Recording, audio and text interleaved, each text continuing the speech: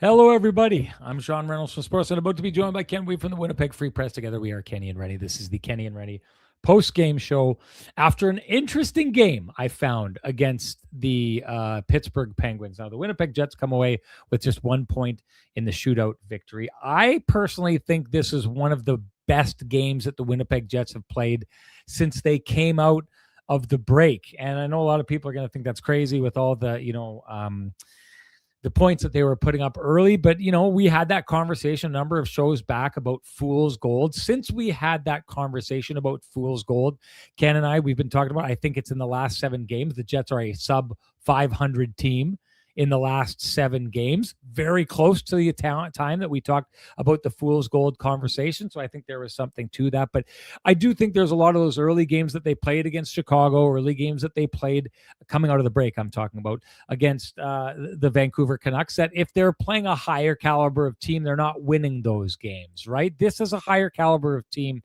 So what did I need to see from the Winnipeg Jets to have any kind of belief in them coming out of that Bruins game, where I think what happened was the level went up, the level of desperation, the level of grind in a team like the Bruins were in the same position as the Winnipeg Jets. That went up, and I didn't think the Jets handled it well. So I needed to see them handle it well in this game. The start sure looked to me like, okay, they're not handling it well. They've felt the fire. They don't like the heat.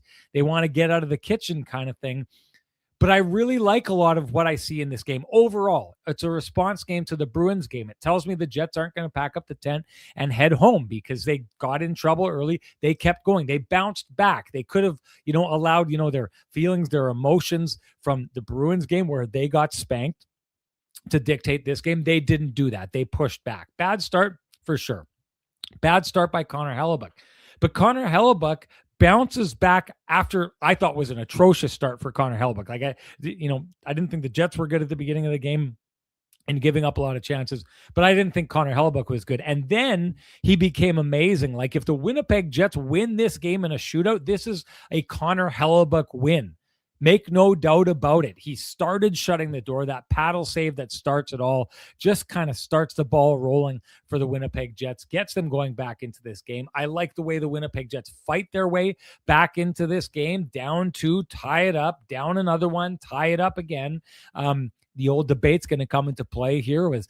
There's a point gained? Was this a point lost? All those different kind of conversations. To me, I take a look at this. When you come back in a game from a 2-goal deficit and 2 goal deficits in the game, to me, I don't think there's any other way to look at that other than a point earned.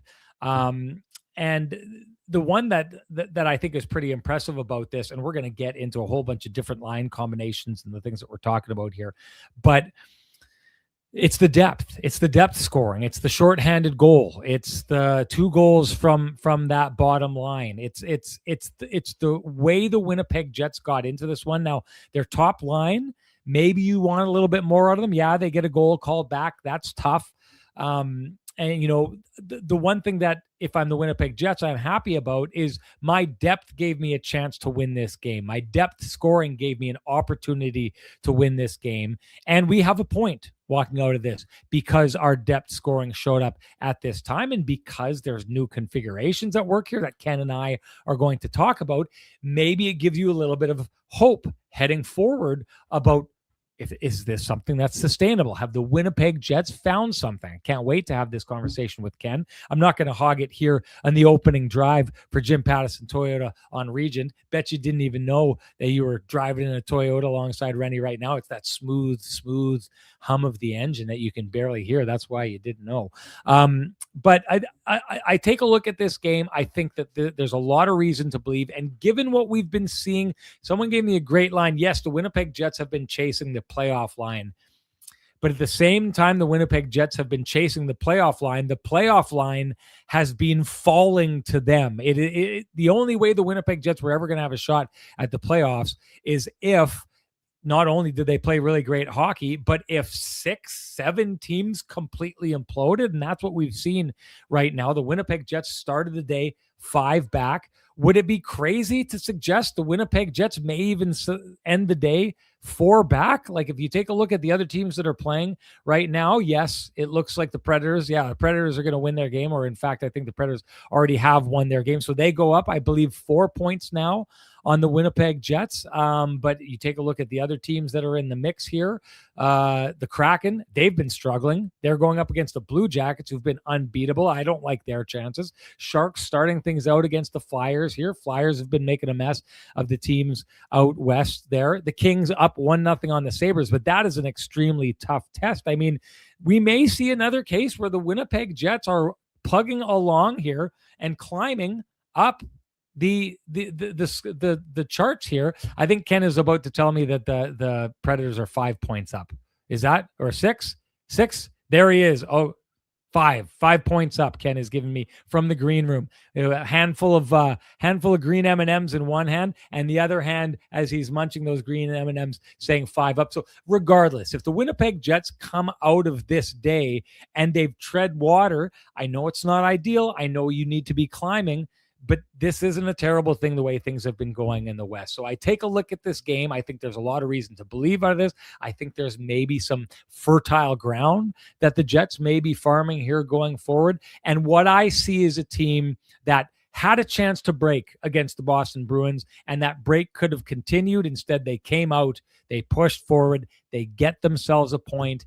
They give themselves a chance, which is all you can ask for at this time of year, especially given where a team finds itself. That's my take on the Jim Pattison Toyota opening drive, brought to you, of course, by the fine folks at Jim Pattison Toyota, where this March you're going to find your next Toyota at Jim Pattison Toyota on Regent. Strong, capable, and powerful. Of course, I'm talking about the 2026 Tundra, because it is the perfect blend of rugged and sophisticated, ready to take you on any adventure. This month, finance the 2026 Tundra from 4.79% plus. Eligible loyalty customers, they will receive a 1% rate reduction. But hurry, the offer ends March 31st. Visit Jim Pattison Toyota on Regent for a test drive today. All right, time to bring in the man with the best music in the business. Here comes my main man, Kenny.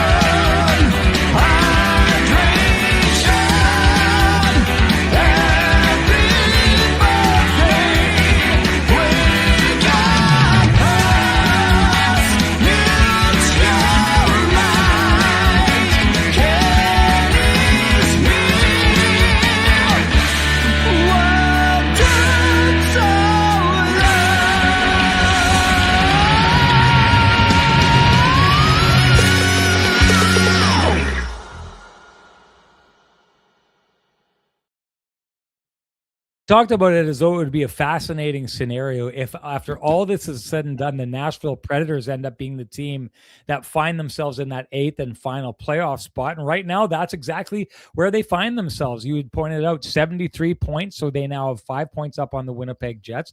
What this all means, Ken, is over the last 10 games, this stretch of hockey where the Jets have been doing good. We talked about it. They made a big overture and closed the gap quick early there coming out of the break.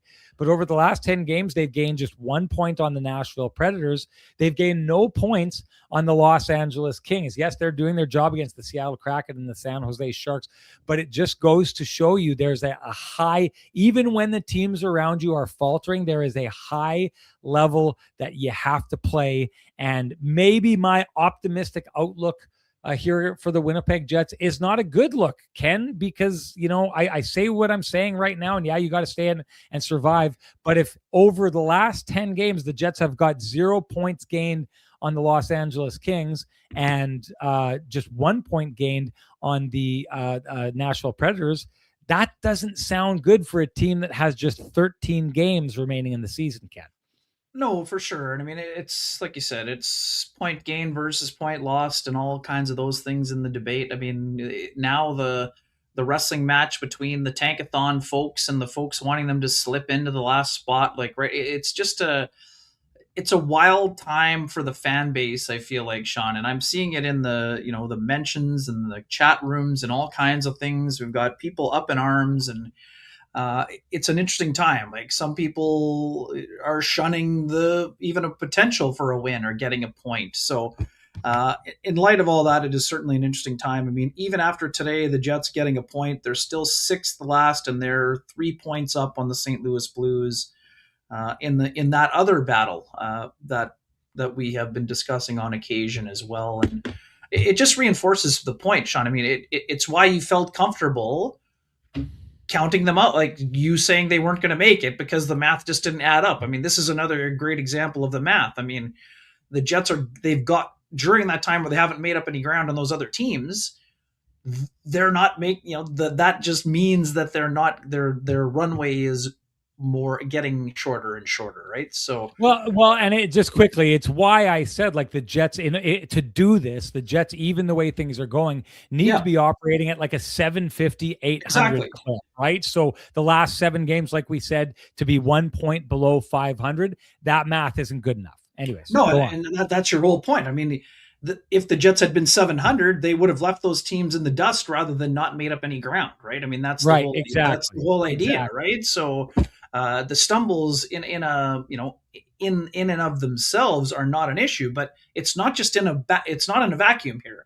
This issue stretches well beyond the stronger streak coming out of the break, right? So and that's why the Jets are just in that point in the season where they can't afford not to, be in those scenarios. So anyways, lots to discuss. Interesting. I want to start with the Barron goal that counted, Sean, I think. And again, there was a heated debate on a lot of platforms, including, some of the sports guys that I frequently interact with. And to me, I'd be curious for your thoughts, but to me, I thought this is not a difficult decision for me, or for the Situation Room. It was a complex play, but I did not feel as strongly, nearly as strong. I felt as strongly on the opposite side of those folks who thought it was obviously not going to count because there was contact made by the, Carlson into Shelov's. Sean, Morgan Barron has nowhere to go and did everything right. He stops short of the crease. He gets to the puck first. And I don't blame Erik Karlsson for trying to get his stick in there, which he did, which caused the puck to go up in the air. But when the defenseman tries to physically engage with the forward who is going for the puck, and he's not the stronger player, and he goes crashing into the goalie, you absolutely cannot take that goal off the board, even though some people said, oh, well, the goalie had no chance. Well, that had nothing to do with Morgan Barron in that situation, Sean. Got to the puck first, stopped, was the stronger player. Yes, he pushed Karlsson into the goalie, but because the contact was initiated by the defender, you don't blow that. You don't call that off because the other player was stronger. I thought it was an obvious call. I know it was a complex situation, and I know a lot of people are saying, well, then I'll always push the defender into the goalie. Well, that's not what happened either.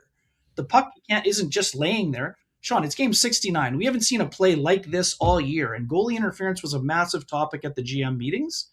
But I thought it was an easy call. Where do you stand on the play itself? Well, okay. So when I originally saw it at first, I was thinking there's no way that goal should count, right? And then I thought, I could do regular analysis, or I could make this all about myself. And whenever Renny can make it about himself and interject himself into something, he tries to do that. What would Renny do in that situation? The style of hockey that I played, it was always go hard to the net and good things happen, right? And I kind of started thinking of it from a little bit of a different mind frame. Now, let's make no bones about this. If the exact same scenario had played out in reverse, I personally think that Connor Hellebuyck would be complaining to the refs. He would be complaining to the media afterwards. That's the standard that's been set. And every single person in our chat room who cheers for the Winnipeg Jets would be saying that they got robbed. I don't think so. And here's the case. Regardless, like you'd said, Morgan Barron has nothing to do with that. Morgan Barron has everything to do with this. And I love it, Ken. I love that he has everything to do with this, because Morgan Barron goes hard to the net and he makes contact with the puck up in the air with a defenseman who's right there, which is all okay in the rule book. Okay. And here's the deal. If I overpower the opposition, that's a good thing. That's what you're supposed to do. The last time I checked, I know it's not the 1990s or early 2000s anymore, but this is a contact sport. I wish it was a little bit more like the 90s and 2000s. Let's take the headshots out of there, but I like the ruggedness of the game back then. And I love the way Morgan Barron plays the game. And Morgan Barron says, I'm going to the front of the net. You're not going to stop me. And one player chooses to kind of play the puck, and the other player decides to play the body, which he has every right to do there. It, in my mind, is incumbent upon Erik Karlsson. If he's in it now, if these are two players and the puck's nowhere there and Morgan Barron initiates contact, then no, that doesn't work. Exactly. But these are two players in my mind. The puck is in the air. It's in the vicinity. There's two players battling for the puck. Body contact is allowed. Morgan Barron makes body contact, tosses his man. The direction he tosses him into happens to be towards the goaltender. Does Shilovs have no chance of stopping this puck? No, he doesn't. And the reason he doesn't is because Morgan Barron overpowers the opposition, which is part of hockey, which is what you ask your players to do. This is a perfect execution of what Morgan Barron is supposed to be doing and the style of game he is supposed to be playing. I love this goal on further introspection because this is who Morgan Barron is. This is how he can impact the game. And I love it when guys go out and say, I'm going to impact the game in this way. Am I going to put it through the defender's legs 3 times over and toe drag and put it top corner off the bar? No, but I can do this. Morgan Barron went out, did that. I think it's a good goal. I love it. I need more of this in hockey, to be quite honest with you. Right. And then that's, again, it's a smart play. And Sean, we talk about this all the time with the standard, right? Morgan Barron does not enter the crease at any point, but the defender did. So anyways, it's an interesting one. And again, and I'm with you 100%. Yes, Connor Hellebuyck would be yelling from the rooftops, but in that situation, he should be yelling at the defenseman who lost the battle, right? That's Great. why the goal would have counted at the other end. So anyways, just another great example of Morgan Barron. Tracy O, you nailed it. Barron looked really good tonight. We've been talking about this for a long time, right? More opportunity for Barron. What does more opportunity look like for Morgan Barron? Well, it looks like it sort of did today, Sean. So Morgan Barron, I'm not going to call it a promotion, but Morgan Barron has been playing with Brad Lambert. And for all the people in the chat room yelling, play Lambert with more skilled players, this was another example of why it works to play with Morgan Barron. Morgan Barron creates the shot lane for Brad Lambert to get his goal later in the game, Sean, by engaging physically with Connor Clifton, right? So if Morgan Barron's not a bull in a china shop today, neither one of those goals is being scored, right? So anyways, I love the way that Morgan Barron played. I like that. And again, this just goes back to the ridiculousness we were talking about the other day, about coaching, and still people are complaining about coaching, and we'll get into that in a second. But Sean, putting Roseanne and Lambert with Barron and giving that a try was smart. So again, that everyone yelling and up in arms about the shootout, and I'll get to that in a second. But like the Jets tried something different today, and they tried something different that worked. That line at 5-on-5 was quite good. Sure, there are some times where things aren't going to go as smoothly. Well, that's the case. It's always going to be the case with a young player like Roseanne and a young player like Lambert. But Lambert is finally starting to show, Sean, we've been talking about this since he was called up recently. Give them a reason to play you more. That's exactly what Brad Lambert is doing. He's making more confident decisions. He looked for the shot. It was a great shot through the feet of Sam Girard. Yes, it was a rolling puck. It might have hit Girard. Who cares? He went and looked for a shot. He took charge. It was a take charge type of environment, used his speed efficiently. And again, this is another great example where points don't always tell the whole story. Roseanne gets an assist, or should have gotten an assist. It's just a high flip, but the high flip allowed Morgan Barron to create the lane by engaging physically with Connor Clifton. So anyways, I think that was just another good example of, shake things up a little bit. Try a couple different line combinations. That's one that worked. And I think they should try it a little bit longer. And it sounds like Scott O'Neill told Mike McIntyre, my colleague, after the game, that they're going to give it a little bit more runway. What did you see? A, from Barron, B, from the line itself? So they looked so good that if they were a suit, they would have had to have come from Vittorio Rossi. I'll tell you that. That was I was really a big fan of this. But hey, if you want to look as good in a suit as those boys looked on the line out there tonight online for you know what to do, head on down to Vittorio Rossi on Corden Avenue. Walk in loudly, proclaim that Kenny and Renny sent you. Ask for Frankie and the boys, and they will do you upright, just like that line 4 did it upright tonight. Now it's funny, Ken. I was going through trying to find our hashtag the keg save of the game winner from our last show, and I looked back at some comments, and I'm blown away when I see these, you know, like comments out of the blue where someone's like, Arneal's lost the room and all this kind of stuff, and it's like do people know what a team looks like when they've lost the room? Do they like how the give a F meter is just like not existent? Like it is such a lazy comment to be making. Now we've said this, went over it in the last show. If there's an issue with Scott Arneal, it's that he got too late to the season to what has worked for this team, which has worked for it as of late. I think he stuck too much to trying to make this team what it was last year without realizing earlier on, which I think we did again, Ken, around game 11 of the season. Sign Baron, you bet. Around game 11 of the season, where we just said the Jets don't have the speed to play the system that they're playing last year. You can be critical of that. And let's be honest, you can be critical of, you know, not breaking up Scheifele and Kyle Connor, although they've been one of the best lines in the league, although night after night after night, they've given the Winnipeg Jets a chance to win. Who knows what they've looked like? Maybe they turned one great line into 2 really good lines, and that gets them through on the other side. We don't know because they won't do it. We understand that. But you have to understand on this night anyways, and maybe it took too long, although Roseanne's only been in the organization for how long? Lambert's only been up for so long. There's a debate to be had there about how early you pull him up or whatever. But this was a smart play, and I'm going to tell you why, because Morgan Barron right now is a guy, to your point, who's deserved more opportunity. He's deserved more offensive opportunity, and they found him offensive players to play with. Problem is, they found him younger, inexperienced players who are kind of cutting their teeth, except Morgan Barron is that young guy who's not a young guy anymore. He's young enough to still be a young guy, but but experienced enough that he's got a little bit of the "this is how you do things" kid. It's almost like that, you know, when you're mentored first year university, you want to be mentored by someone in second or third year university. You don't want to be mentored by someone, you know, going for their postdoctorate or something like that, because there's a little bit too much of a spread. Hey, I want to follow the path that you just walked. Take me down that path. And that's what those players got to do tonight. But more importantly, it's how this fits. You've got a player like Brad Lambert. What makes him dangerous, Ken? More than anything. Speed. Speed. It's his speed. So here's the deal. What you do when you've got guys with speed is you either put them with other guys with speed who can match it, and the Jets haven't been able to find that outside of the top line, or you give those guys space to operate with that speed. That's what Morgan Barron did. I'm going to jump way ahead, and I'm going to go right off the bat, Ken, to my Johnston Group got you covered play of the game.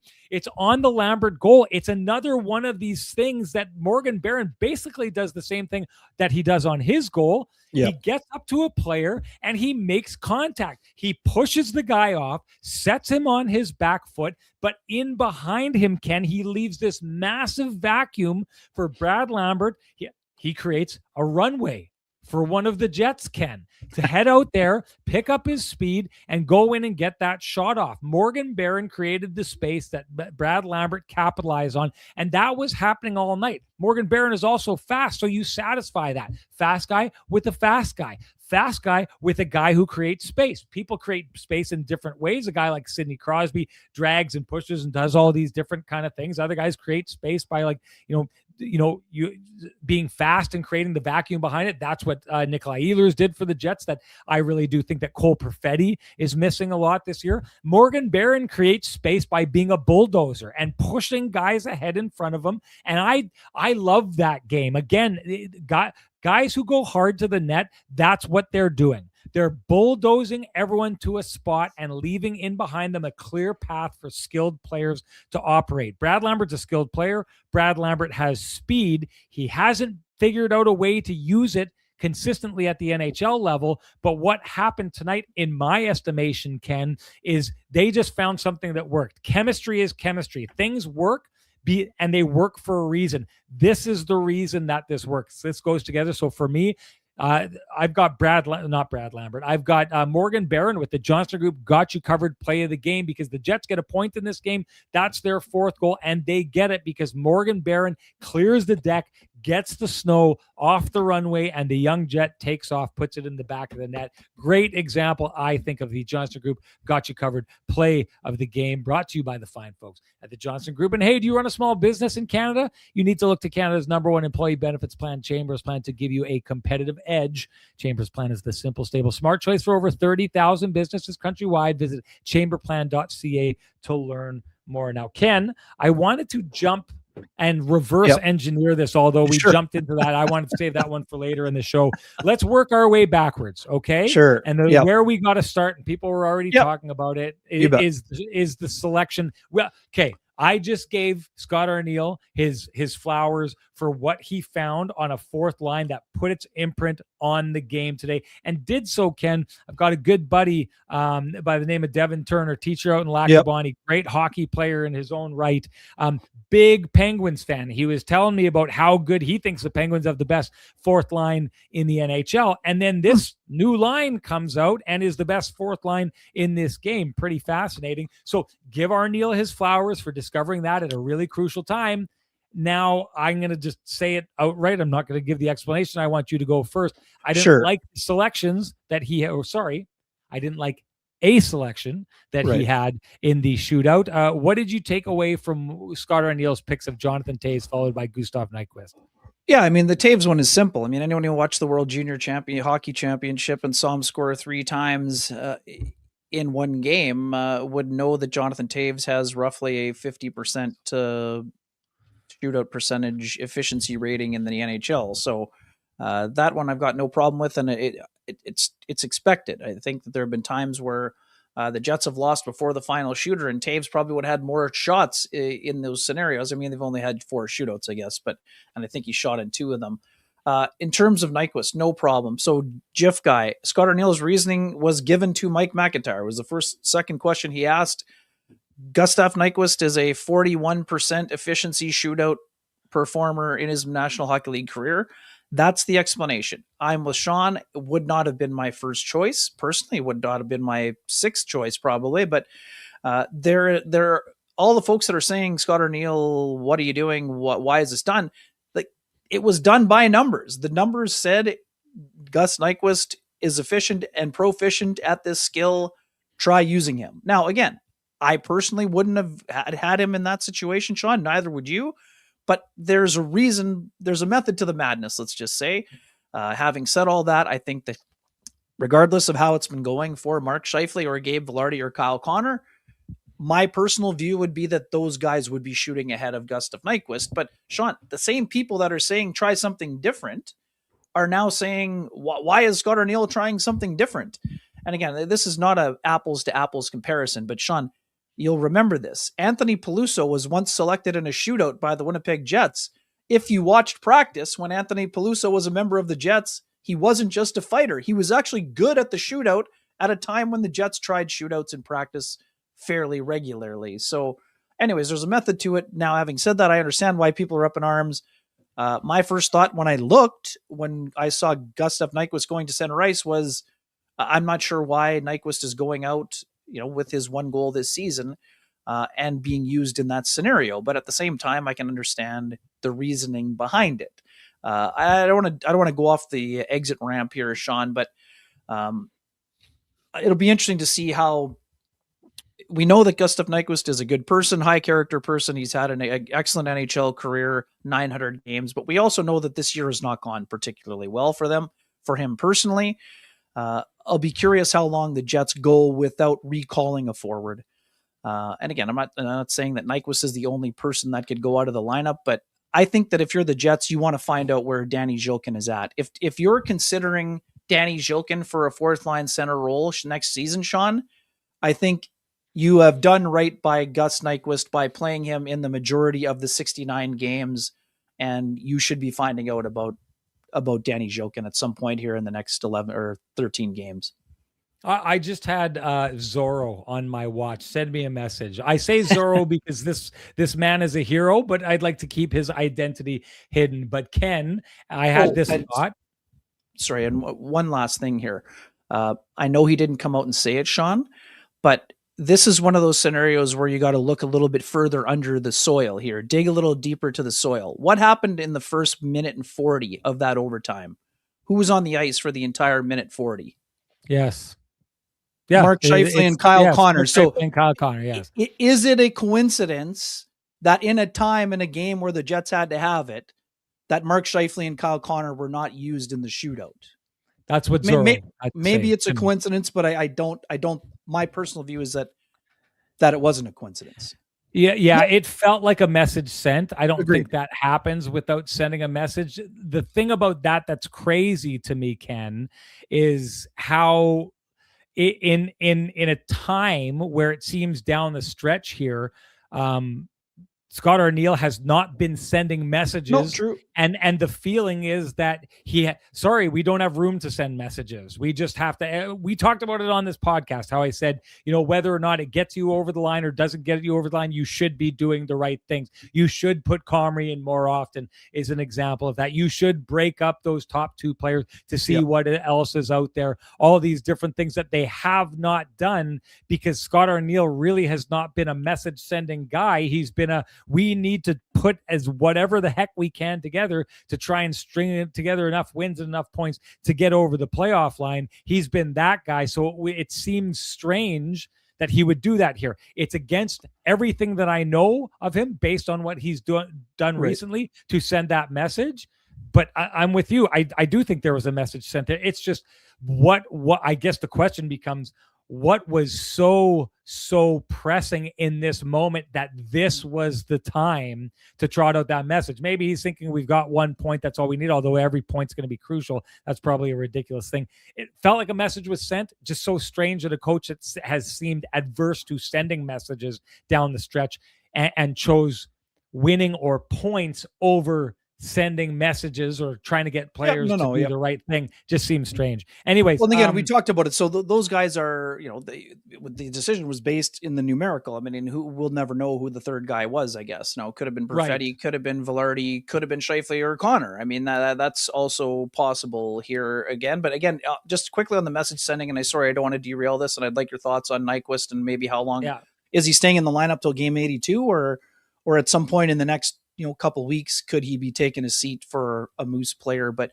the message sending also. Why have we not done it yet? Then that's another thing. Is the well, they're still in the race would be the counter. Exactly. That's my point. So he's staying in the lineup because they're trying to squeeze as much out of the juice as they could. It's weird then that tonight they would have stopped squeezing the orange in that moment where basically a point. It boils down, everything you've done to the game boils down to that 1 point. You've got that one moment to keep squeezing the orange because we need every point that we can get out of this. So to make that point at that time, but then leave Nyquist in the lineup as long as he has based on, what's happened this year, they don't jive. The two don't jive with each other. Fair. Yet I still think, I don't know, it was this a breaking point for the head coach where he was finally like, enough's enough. I'm taking a stand. I'm making a point. I'm making it right now. It just seems so strange that this was the moment, and I don't know that there was a precursor to that moment. Anyways, quickly on this, I don't have a lot to say other than the fact that I love the Jonathan Toews sending him out there like a near 50% guy career. That's insane. The thing about it is his speed doesn't play as much of a role. So yes, he's not the player that he was for the majority of his career when he scored the majority of those goals on the penalty kill, on the penalty shot. But you don't need that in this situation. He hits the post. I think it's a great one. Also, he's on a 2-game goal scoring streak, right? He's feeling it as of late. This is one of those, I've got a gut feeling I'm going to do this. But my take on it is you have your gut feeling, and then you go back to the guys who have done it for you time and time again. And those guys are Mark Scheifele and Kyle Connor. So when Jonathan Toews came out, I thought, this is interesting. This is a good move. I think this is a really smart thing by the head coach. And then Gus Nyquist came out and I was like, what the heck is happening here. And nothing against Gus Nyquist. You were pointing out how good he's been throughout his career. The same reasoning would exist for both those two players to send them out there. But I don't think you take the same risk twice in this situation. And let's be honest with ourselves. Neither of these players have generated enough offense this year to earn that spot. So you get it on a hunch. I'll give it to you on a hunch. You can't give it to two guys on a hunch. So I didn't like that. Hindsight's 2020. Like I said, if put it this way, if Jonathan Toews doesn't put it off the post and he puts it off the post and in, and Nyquist goes out and doesn't score, but then the next guy comes out and does score. Well, now we're talking about how genius he was, right? So this is a hindsight's 2020 thing. All I know is my reaction when Jonathan Toews came out was like, oh, different. And my reaction when Gus Nyquist came out was like, whoa, what is happening here right now? Anyways, that's my take on it. Just wanted to touch quickly on Anthony Peluso. Anthony Peluso since you brought him up, is a guy that taught me something really important about hockey. When you watch the Winnipeg Jets practice, outside of the very best, and I'm talking the very best guys like Blake Wheeler, Mark Scheifele, maybe Brian Little, and then right below them in practice, Anthony Peluso was the most likely guy to score in almost every scenario, and he scored a lot of really interesting, really nice goals. What I learned from him was in the NHL, there's a lot of guys out there, and maybe that's stretching it because we don't see a lot of practice guys that are like down the lineup who wow you the way that he did, Ken. But Anthony Peluso just could not get to the spots in a game that would allow what he had shining through. So if you didn't see it and you saw it, every once in a while, Ken, in a game, you'd see that flash of what Anthony Peluso was capable of doing, and you'd be like, oh, well, that's eye-popping. He did it all the time in practice, but what I learned from him is there's a lot of players out there who can do a lot of really amazing things, and a lot of players look really different in practice. In the games, you have to be able to get yourself there to get the opportunity to do that, which is why coaches, when their teams are losing, Ken, will say time and time again, hey, I know we're losing, we're not winning games right now, but we're giving ourselves opportunities, and that's the most important thing. If you don't give yourself opportunities, you can't show off what Anthony Peluso had. If you get yourself opportunities, eventually they're going to start going in. Anyways. Right, and that's the difference between Anthony Peluso and Mark Kastelik, right? Mark Kastelik is having the best year of his career, 9 goals and a ton of penalty minutes and a ton of fights. And, Peluso did a great job staying in the league as long as he did, but it just never translated to that regard. And just tying a bow in the shootout, people have been asking about Lambert. I have no way of double checking this. Maybe Dave Minute can set us straight, but it looks like Lambert is like a 41% AHL career shootout performer. So I'm guessing that he could have been under consideration as well. Well, I just don't think even get to say anything you want about the percentage for the career in the shootout. I don't think in that moment you should be expecting Gus Nyquist to score. So you shouldn't be putting him out in that situation. I will always expect our audience to score, though, Ken, when they head over to Cambrian Credit Union, because it is easy to score a great rate with the folks at Cambrian Credit Union. Getting a mortgage doesn't have to throw you off your game. While you focus on home sweet home, our friends at Team Cambrian Credit Union take care of the mortgage part with their low rates. Whether you're looking for a new home, renewing, or making the switch, Cambrian is your mortgage MVP. They can help make the next season of your mortgage path easier and help save you money. Now, that's what we call a win. Head to cambrian.mb.ca/rates for more. And Ken, why don't you give a shout out to our main man, Sweet Lou Ferlin? Right on. For folks who have realty needs you'd like to have met, contact Lou Ferlin at Rail LePage Dynamic Realty, 204-791-9971, or at the office, 204-989-5000. His email is lou@louferlin.ca. That's LOU at LOUFURLAN.ca. Lou Ferlin, excellent realtor, excellent human being, and excellent supporter of the community, including this podcast. And Sean, sticking with the theme of message sending, Dylan DeMelo was the latest person to be sent to the Pine after Hayden Fleury missed much of the third period in the Thursday game against the Bruins. What did you think, and were you surprised? Well, sorry. Can we come back? Okay. A little bit surprised, but he got walked fairly good on that Chinnikov goal. I didn't have the best game. The thing that I found strange now, it's a little bit like, sorry, did he get benched for a game earlier this year? Sorry, did he No. get set to press? No. Okay, who am I thinking of? Maybe it was Niederreiter, although Niederreiter, Definitely Niederreiter, yes. Came back he needed against a little Ottawa. bit of something going on. Was he benched earlier in the year, DeMelo? Not that I recall, but I mean, he might have shifted pairings, but not that I recall, no. It just seems like... I'm going to gather my thoughts on this. I've heard different schools of thought about you have to treat MVP at the top of your roster type players differently than you have to treat other players on your roster. Some people believe you need to hold them to the same standard. Clearly, that's never been the case in Winnipeg. Paul Maurice was infamous for like rarely ever benching guys like Mark Scheifele and Blake Wheeler in a time where they most definitely deserved to, and you had a fan base that was screaming for it to happen. He clearly did not believe or didn't think that those players could handle that. This is a comment by Jeff. Look who's here. Look who's here. Apparently, Anthony Peluso will be on the Jets alumni roster for the Heritage Classic, no doubt. Derailed here a little bit. Sorry, this strikes me as a little bit of a like, for all the things that Dylan DeMelo has done, and just recently we're talking about, I think it was that game against the St. Louis Blues where he steals a goal off the goal line. Like, I honestly think personally, like, could you as a coach look at the game that he played today and say, yeah, that guy needs to ride the pine right now? Yes. So I don't think it's a wrong answer, but I also think that Dylan DeMelo could also be considered a player that if you are that kind of coach who's like, well, guys, certain guys have shown me enough in the past that I'm not going to do it when they have a down game.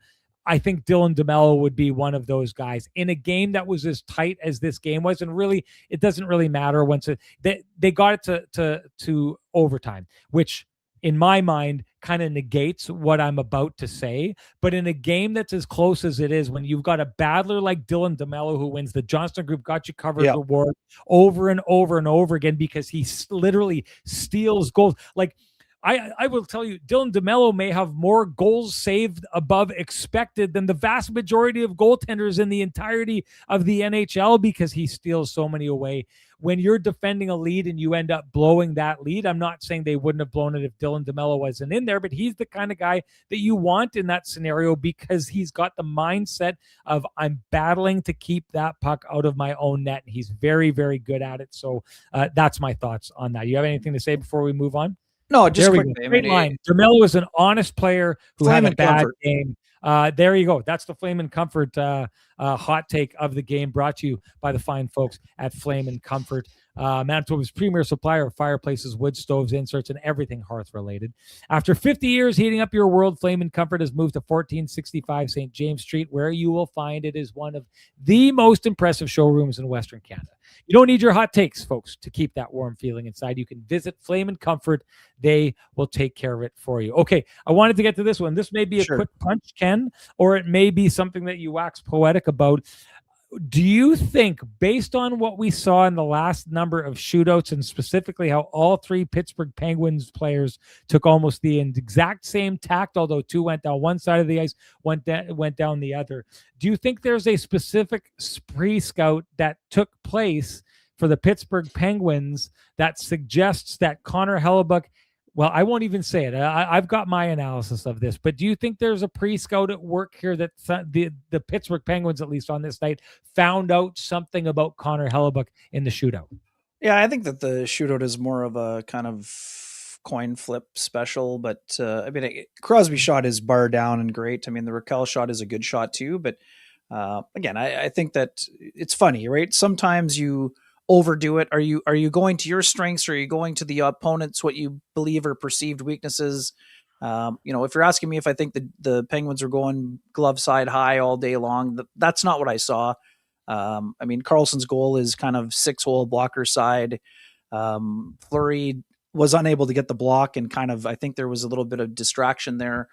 Some of the other goals I didn't really see them as, issues personally, but yeah, I mean, every team is going in with a pre-scout for sure. The fact that is it going to work every time? I mean, I think ultimately you can be as prepared as you want. Comes down to execution. They executed, but again, in the last two shootouts, Kyle Connor rings one off the post, and Jonathan Taves rings one off the pipe today, crossbar. I mean, are we giving credit to the goalie, or are we saying, there's a bit of a break there. I mean, it's hard to. It's hard for me to be definitive on either one of those things. All right. Except I know they have. I think they did. Yes, please be. I'm down here on the ground waving at you up there on the fence, Ken. And before I do that, let me just say the Blue Jackets already up 3-0 on the Kraken. 1-1 Flyers and Sharks, 1-1 Sabres and Kings. Okay, here we go. Down on the ground, waving to Ken up at the fence. How often do you see players go in and try to deke Connor Hellebuyck on the shootout? Doesn't happen often. It doesn't happen very often. Want to know why? I think that he's a pretty aggressive goaltender in the shootout. So then you have to ask yourself, how do you handle a goaltender who's really aggressive in the shootout? Well, it's tricky because sorry, I didn't grab that properly. He's aggressive, but he's also very good at closing. So what that means is he's aggressive and he takes away the shot, but he's very good at closing and going in and negating dekes. I find players shoot at him a lot, right? So you need to find a way to break that down. It's one of the things that makes Connor Hellebuyck great. It's one of the things where he typically handles breakaways. I think he's got a really high. That's the eye test. Someone may correct me on this. I think he does really well on breakaway goals or on facing breakaways. You need to figure out a way to beat this. I think what the Pittsburgh Penguins are doing are saying, okay, if he wants to be aggressive, then that's an opportunity for us to try and get him to lose his net. So how do you do that? You skate in really fast on the side, and then you cut almost straight over.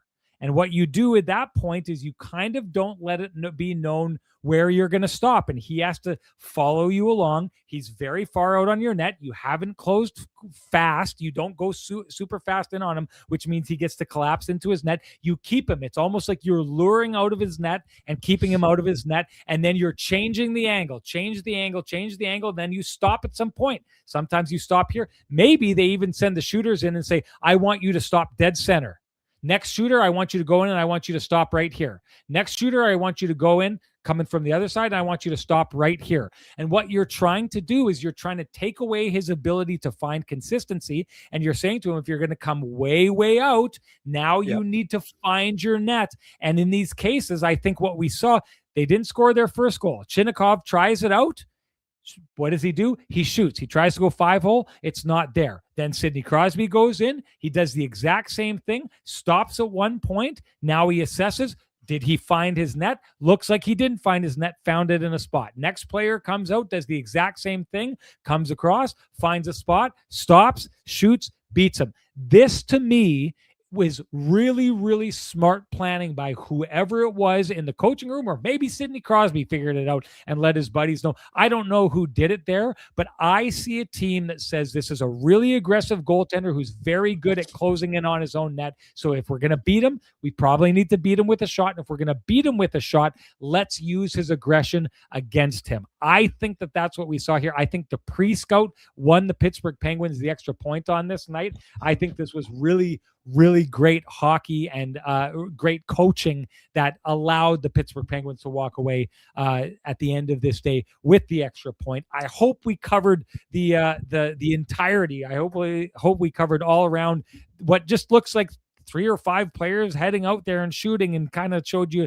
the intricacies that go behind it. Just like all the intricacies will be taken care of by the fine folks at Myers Drugs, including delivery to your home, because Myers, they deliver everywhere in the city of Winnipeg. So if you have any pharmaceutical needs, if you have any supplemental or health food needs, you know who to call. Call the folks at the Myers, and they can come to you. All right, Ken. Sure. Just quickly, I know I was on the fence, but I mean, Pittsburgh was 1-10 this season in the shootout prior to today, and Crosby was 1-7, even though he's a great shootout guy in his career. So, I mean, if they identified something on the pre-scout, awesome job by them. But I'm just maybe they finally said, hey, maybe there's someone back there who the coach turned around and said, listen, we better what do you think? Better start finding some wins here. And with my job on the line, he went out and he did the pre-scout. Well you go. done. Well done. Anyway, I thought it would be okay. What do you want to go on? I thought Sandberg had a phenomenal game before taking the puck to the face. That's pretty late in the game. Or do you want to go to Pionk? It's choose your own adventure. We'll do rapid fire. All three things are kind of interconnected. Yes to Sandberg. It's put them in an interesting spot now. Sandberg improving, that's important. Now, the interesting call for Dean Chenoth / Scott O'Neill. Do you want to give Solomonson some runway with Josh Morrissey and give Neil Pionk the comfort of being beside his regular partner for the last several years? Or where are things going to fall on that front? Sandberg improving. Solomonson continues to improve, doing an excellent job. Pionk, I thought he battled incredibly hard today, Sean.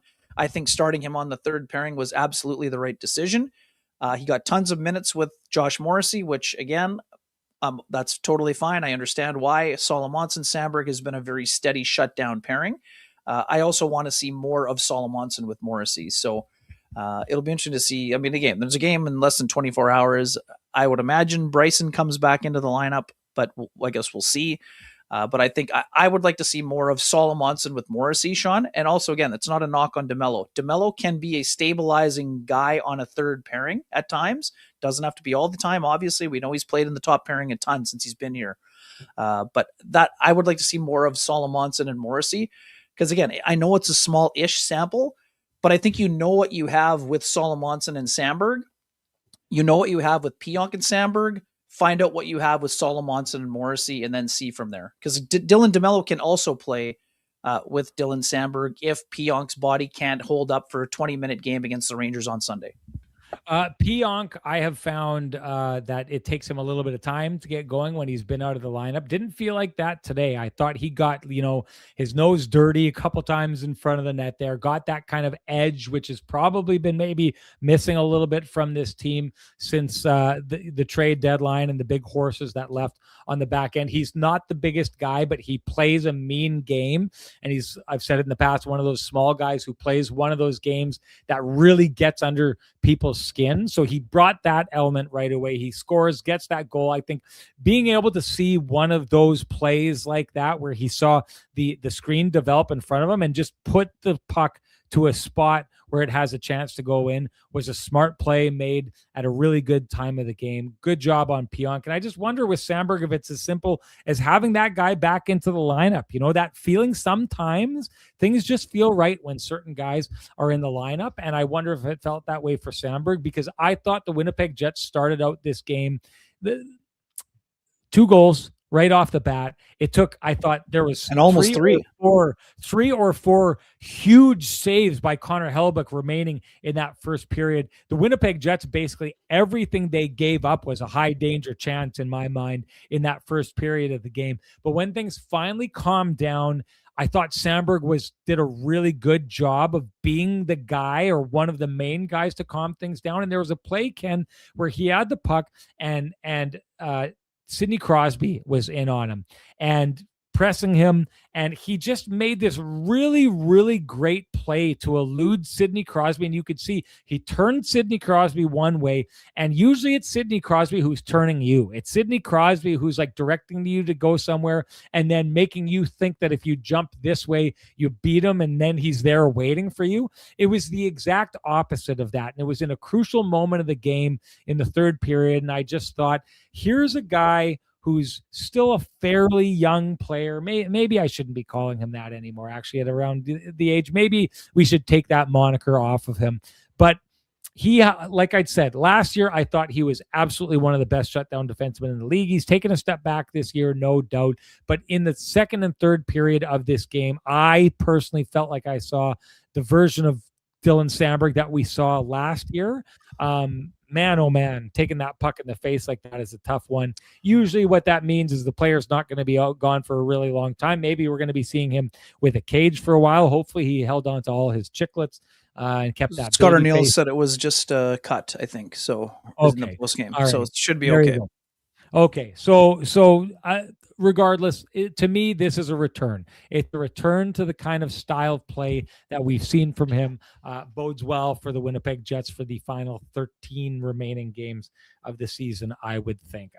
Ken, maybe to my theory, with Pionk returning to the lineup, Samberg jumping to that. I know that the two have played so far together this year, but maybe, just maybe, something about that provided the Pristine Roofing wake-up call to Dylan Samberg and his game on this night. And you know what that means. Time to give North End Rick the Pristine Roofing wake-up call at 204-981-6289. He's the guy you want down at your place for all your roofing, siding, and exterior needs. You can also call Pristine Roofing directly at 204-237-7663.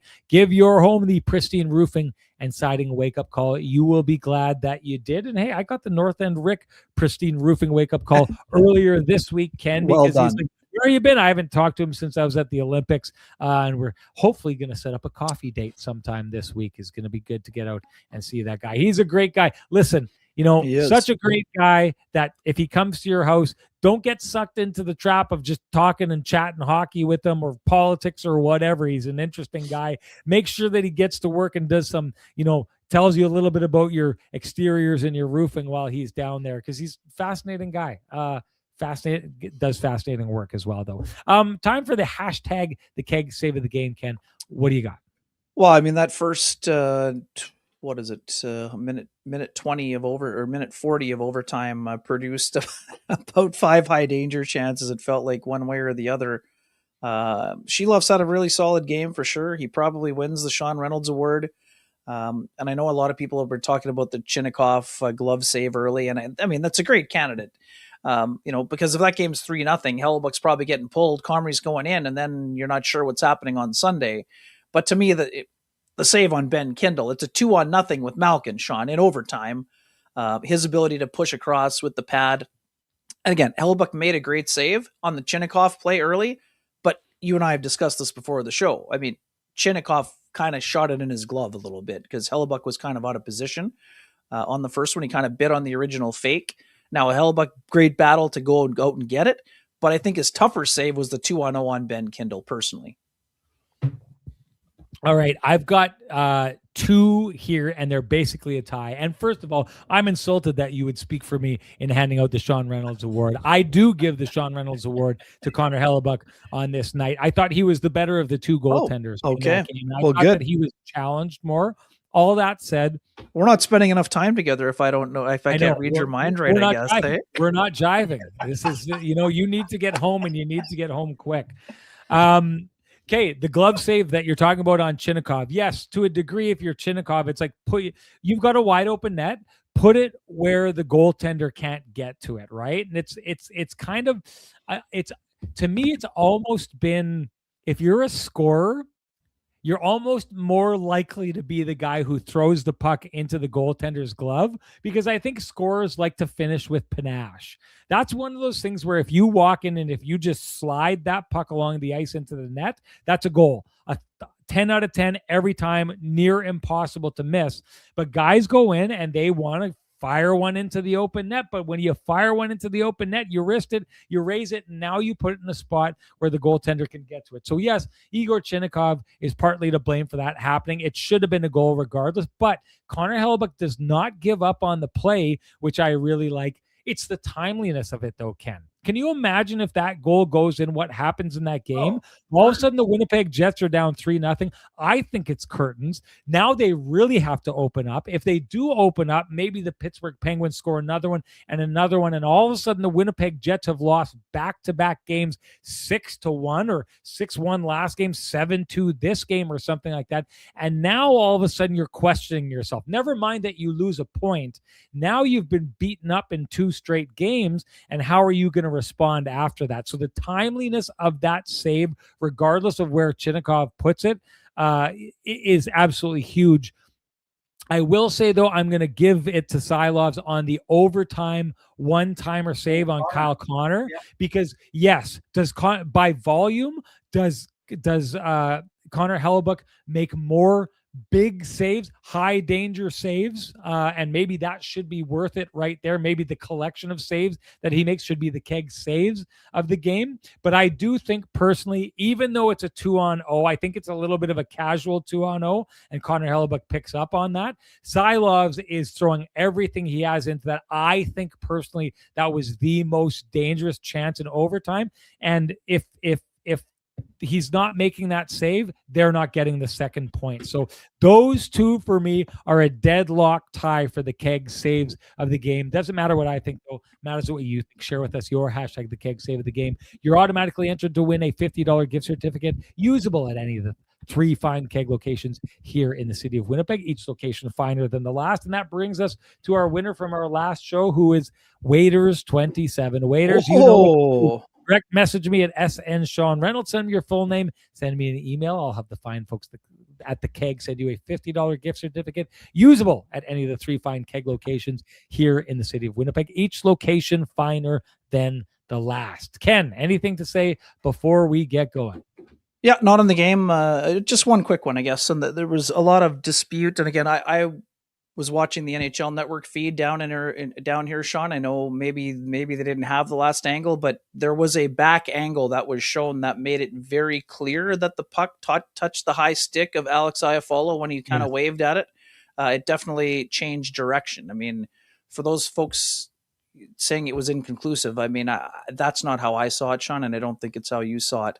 But again, that's a tough break for the Jets. But quickly, Manitoban and someone who I know well, Steve Hildebrand, Hilty, as he's known to many. He was member. We worked for the Manitoba Moose. He's I think he's the associate GM right now of the Saskatoon Blades. I got to know him as a teenager. He got his start with the Winkler Flyers in the Manitoba Junior Hockey League. Also did some work with the Flin Flon Bombers, Manitoba Bisons, all kinds of things.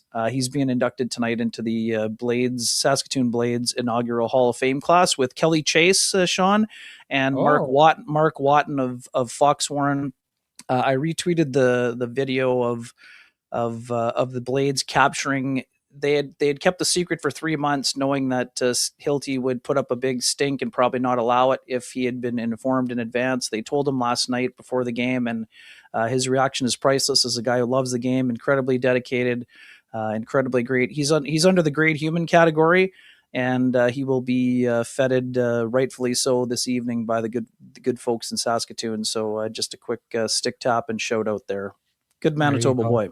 Excellent stuff. Okay, that's it for us. We'll do this. Oh, and sorry, the dog is not mine, folks. Sorry about the other day. Those are neighbors' dogs. They're not dogs that belong to the Desilets. So yeah, but where are they? Did you do something to those dogs, Ken? No, not at all. I'm indoors today. We didn't want to take the risk of having that mess again, and we wanted them to stop barking, but we didn't want them to stop barking forever. Okay, oh, no overreaction. The dogs are safe. Don't worry. The dogs are safe. Don't worry. Ken left a Everybody loves dogs. You left a breadcrumb trail. Come on now. Not true. Not true at all. Not true. Anyways, Ken would never do something like that. But what he would do is give you great analysis like he did on this show, and we'll do so again tomorrow if you want to join us. But if you do appreciate the great analysis that he had on this show today, we would appreciate, or we would expect, or hope that you would appreciate the contributions made by our sponsors who fight to keep the conversation going in this space. For us, that's Jim Pattison Toyota on Region, Vittorio Rossi, Cambrian Credit Union, Sweet Lou Furlan, Pristine Roofing, Flame and Comfort, Myers Drugs, the Johnson Group, and of course the fine folks at the Keg, where I'm just heading off to drop off Renny Jr. Sr. for her shift. Thank you to all of them. Thank you to all of you. Let's reconvene and do this all again tomorrow. Talk to you then, folks. Bye-bye.